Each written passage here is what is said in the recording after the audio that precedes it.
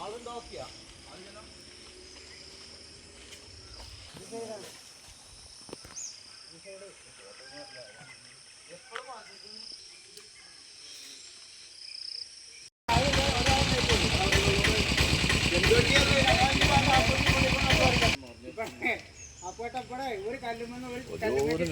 ഇന്ന് പുലർച്ചെ 3 മണിക്ക് സംഭവിച്ച ഒരു അപകടമാണ്. ഇവിടെ നിരന്തരമായി ഇതുപോലെ അപകടം നടന്നുകൊണ്ടിരിക്കുകയാണ്. മുമ്പും ഇതുപോലെ വലിയ വാഹനങ്ങളും ചെറിയ വാഹനങ്ങളും ഇവിടെ അപകടത്തിൽപ്പെട്ടിട്ടുണ്ട്.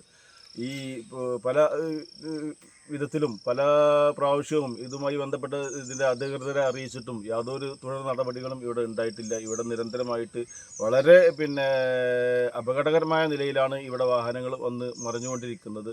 അതിൻ്റെ ബുദ്ധിമുട്ടെന്തെന്ന് വെച്ചാൽ യാദൃശ്ചികമായി ഇത് ചീൻചോട് നിന്ന് ഇങ്ങോട്ട് പാങ്ങ് ഭാഗത്തേക്ക് പോകുന്ന ഒരു ബൈപ്പാസ് കൂടിയാണ്. അതിലൂടെ നിരന്തരം വാഹനങ്ങൾ ഓടിക്കൊണ്ടിരിക്കുമ്പോൾ മുകളിൽ നിന്ന് വരുന്ന വാഹനങ്ങളെ കാണാൻ കഴിയാത്ത ഒരവസ്ഥയിൽ ഉള്ള സന്ദർഭമാണ് ഇവിടെ ഉള്ളത്.